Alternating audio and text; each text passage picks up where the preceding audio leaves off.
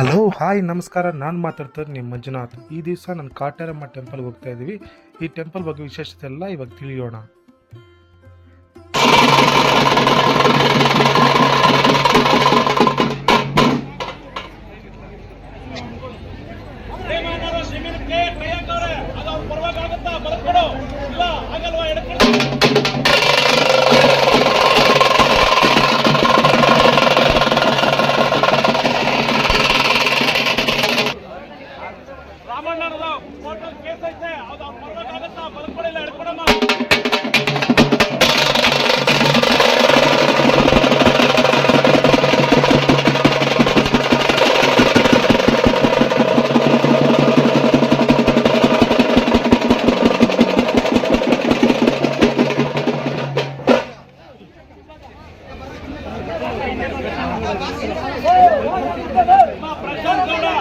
ಆರೋಗ್ಯ ಸಮಸ್ಯೆ ಪರಿಹಾರ ಆಗಬೇಕು.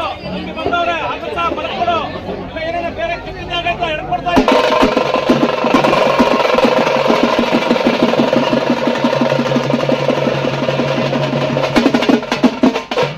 ಬಲ್ಕೊಡು ಇಲ್ಲ ಹಿಡ್ಕೊಡಮ್ಮ.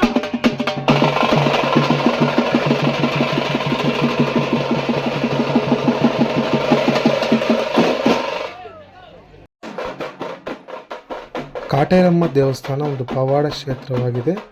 ಇಲ್ಲಿ ಸಂತಾನ ಭಾಗ್ಯ ಮತ್ತು ಅನಾರೋಗ್ಯದಲ್ಲಿ ತೊಂದರೆ ಇದ್ದು ಮತ್ತು ಶುದ್ರ ಪ್ರಯೋಗಗಳೇನು ನಡೆದಿದ್ದು ಮಾಟ ಮಂತ್ರಗಳನ್ನು ಮಾಡಿಸಿದ್ರೆ ಅವ್ರಿಗೆ ದೃಷ್ಟಿಯನ್ನು ತೆಗೀತಾರೆ. ಇಲ್ಲಿ ಬಂದು ಅಮಾವಾಸ್ಯೆಗೆ ಹುಣ್ಣಿಮೆಗೆ ದೃಷ್ಟಿ ತೆಗೀತಾರೆ. ಯಾರಿಗನ್ನ ಅಂತ ತೊಂದರೆ ಇದ್ದರೆ ಇಲ್ಲಿ ತಾಯಿ ಶಕ್ತಿ ಕೇಂದ್ರವಾಗಿದೆ. ಇದು ಕಾಟೇರಮ್ಮ ತಾಯಿ ಶಕ್ತಿ ಎನ್ನಂತ ಇಲ್ಲಿ ಬರೋ ಜನರು ಸಾವಿರಾರು ಗಟ್ಟಲೆ ಲಕ್ಷಾಂತರ ಗಟ್ಟಲೆ ಜನರು ಬಂದು ಇಲ್ಲಿ ಅಮ್ಮನ ಹತ್ರ ಹರಕೆ ಬೇಡ್ಕೊತಾ ಇದ್ದಾರೆ.